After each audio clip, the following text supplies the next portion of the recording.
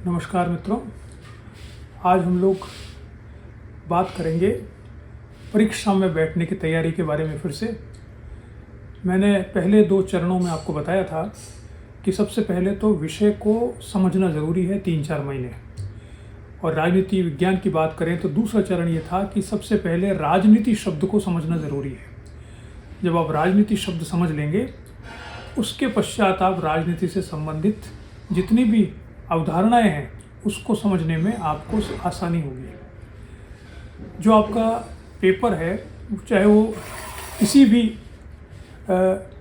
उसका हो एग्ज़ाम का, उसमें मूल रूप से 4 भागों में विभक्त करते हैं। मैंने बताया था पहले भी आपको। एक है राजनीतिक सिद्धांत, जिसमें राजनीतिक विचारक, राजनीतिक सिद्धांत, राजनीतिक वाद और अवधारणाएं, ये सारी उसमें सम्मिलित होती है। दूसरा है तुलनात्मक राजनीति, जिसमें जो मूलभूत अवधारणाएं हैं सरकार से संबंधित, जिसे हम कह सकते हैं कि राज्य क्या होता है, राज्य से संबंधित व्यवस्थापिका, कार्यपालिका, न्यायपालिका, राजनीतिक दल वगैरह, और इसमें 5 संविधानों का हमें अध्ययन करना है। तीसरा है भारतीय शासन एवं राजनीति, जिसमें भारतीय संविधान और जो 1947 के बाद में जो भारत में राजनीति रही है उसका अध्ययन होना चाहिए। और अंतिम है अंतर्राष्ट्रीय संबंध। ये 4 भाग मूल रूप से होते हैं। तो इसमें अलग अलग भाग में अलग अलग प्रकार की आपको स्ट्रेटेजी बनानी होगी।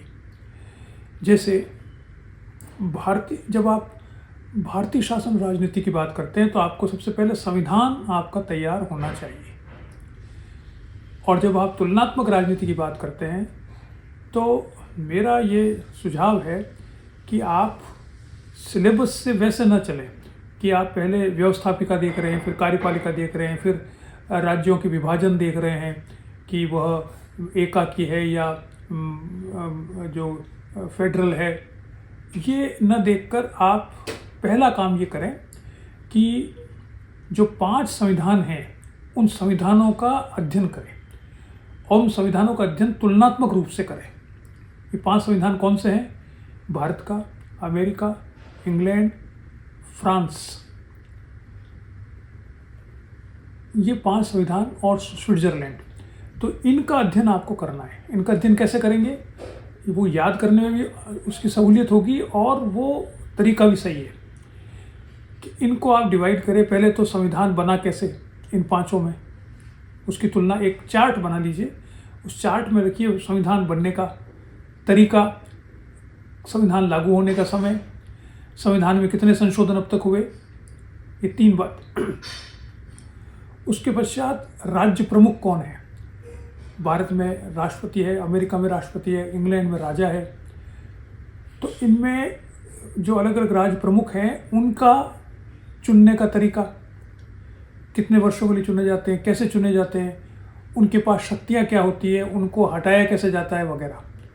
उसी प्रकार से प्रधानमंत्री अगर कहीं है या कहीं नहीं है तो उसकी तुलना। फिर जो सांसद है उसकी तुलना, भारत की संसद कैसी है, अमेरिका की संसद कैसी है, स्विस संसद कैसी है, इनका कंपोजिशन कैसे है, चुनाव कैसे होता है, इनकी शक्तियाँ क्या है वगैरह। तो ये तरीका आपको अपनाना चाहिए राजनीति विज्ञान में याद करने का और समझने का। एक बड़ा फ्लो चार्ट जिसे कहते हैं, एक चार्ट बना लीजिए। ये किसी नोट्स बनाने की ज़रूरत नहीं है। आपके पास 5 संविधान होने चाहिए। 5 संविधान आप जो है वो इंटरनेट से डाउनलोड कर सकते हैं। नहीं मिले कोई तो आप उसके एम्बेसी को एक ईमेल कर दीजिए, एम्बेसी का ये ईमेल देखकर कि मुझे संविधान चाहिए, वो आपको भेज देंगे, PDF फाइल भेज देंगे, पूरा संविधान ही भेज देंगे। तो आपके पास 5 संविधान रखे होने चाहिए, और वो जब तक आप सारे एग्ज़ाम्स पास ना कर लें और पढ़ना बंद ना कर दें एग्ज़ाम के लिए, तब तक वो संविधान आपके पास होने चाहिए। और वो संविधान कौन से होने चाहिए? जो लेटेस्ट हो, पुराने नहीं। तो ये 5 संविधान अपने पास रखिए, 5 की तुलना कीजिए, और एक बड़ा चार्ट बनाकर उसमें एक एक जो अंग है, जुडिशरी की जुडिशरी से, प्रेसिडेंट की प्रेसिडेंट से, प्रधानमंत्री की प्रधानमंत्री से, संसद की संसद से वगैरह। ये एक तरीका है तुलनात्मक राजनीति। जब आप ऐसा कर लेंगे तब आप बाद में आपको सहूलियत होगी, जब आप ये याद करने की कोशिश करेंगे कि कार्यपालिका क्या होती है, व्यवस्थापिका क्या होती है, न्यायपालिका क्या होती है वगैरह। क्लियर? तो ये मेरा आज का सुझाव है कि आप जब अध्ययन करना आरंभ करें तो पहले पूरा अध्ययन करें, फिर राजनीति शब्द का अध्ययन करें पूर्ण रूप से।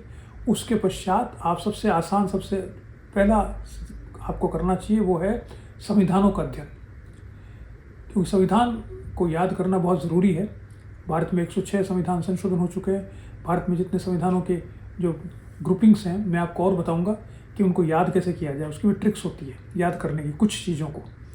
तो ट्रिक्स क्या है उसको भी हम बाद में देखेंगे, लेकिन फ़िलहाल तो ये है कि आप 5 संविधान लेके आइए। अब वो अंग्रेजी में होते हैं, हिंदी में भी अनुवाद मेरे ख्याल से कुछ के तो उपलब्ध होंगे ही, या आप लिख सकते हैं, मालूम कर सकते हैं उपलब्ध है या नहीं है। लेकिन किताबों के पहले संविधान की टेक्स्ट जो है, मूल प्रति, वो आपके पास होनी चाहिए, तो आसान रहता है संविधानों का अध्ययन करना। क्लियर? चलिए आज इतने देखते हैं। नमस्कार।